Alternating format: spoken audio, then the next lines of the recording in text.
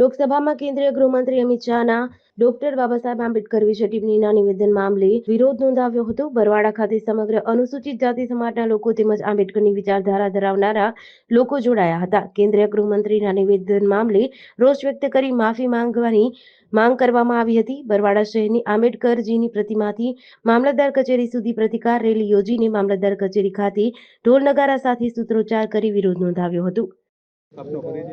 માલજીભાઈ single, નવસર્જન, બોટાદ.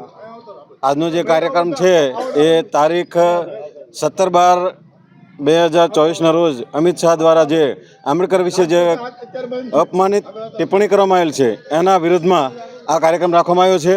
આજો અમે આ અમિત શાહ રાજીનામું આપે અને માફી માંગે આ ભારતના જેટલા પણ દલિતો છે એની, અને સાથે સાથે અમે સવાશેર સૂંઠનો પણ કાર્યક્રમ એટલા માટે રાખ્યો છે કે અમારી માએ અમને સવાશેર સૂંઠ ખાઈને જન્મ આપ્યો છે, તો ભારતમાં અમારું કોઈ પણ અપમાન કરશે તો અમે બિલકુલ સહન કરીશું નહીં, અને અમે કોઈનું અપમાન કરવા માંગતા પણ નથી. મનુસ્મૃતિ અમને ભેદભાવ, આબડછેડ, અત્યાચાર આ આપ્યું છે, જ્યારે બાબા સાહેબ આંબેડકરે બંધારણની અંદર અમને સ્વતંત્રતા, આઝાદી અને ન્યાયની વાત કરી છે. એટલા માટે અમે આંબેડકર બોલીએ છીએ. જય ભીમ. હા, નટુભાઈ એમ ચાવડા, બરોડાનો રહેવાસી છું, રિટાયર્ડ આઈએસ ઓફિસર છું. ભારતની લોકસભાની અંદર તાજેતરમાં ગૃહમંત્રી અમિત શાહે ડૉક્ટર બાબા સાહેબ આંબેડકર વિશે જે અપશબ્દો કહ્યા છે તે સમગ્ર દલિત સમાજ માટે અપમાનજનક છે. આખા ભારતની અંદર એનો વિરોધ થઈ રહ્યો છે, આખા ભારતે એનો વિરોધ નોંધાવ્યો છે.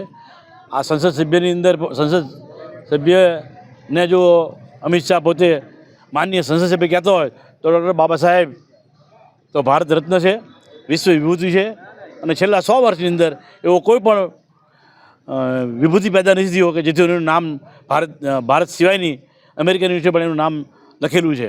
તો આમ તેમણે અપમાન કરી સમગ્ર દલિત સમાજનું અપમાન કરેલ છે, અને એના વિરોધમાં એમણે રાજીનામું આપી દેવું જોઈએ ખરેખર તો, અને એમને માફી તો માગવી જ જોઈએ.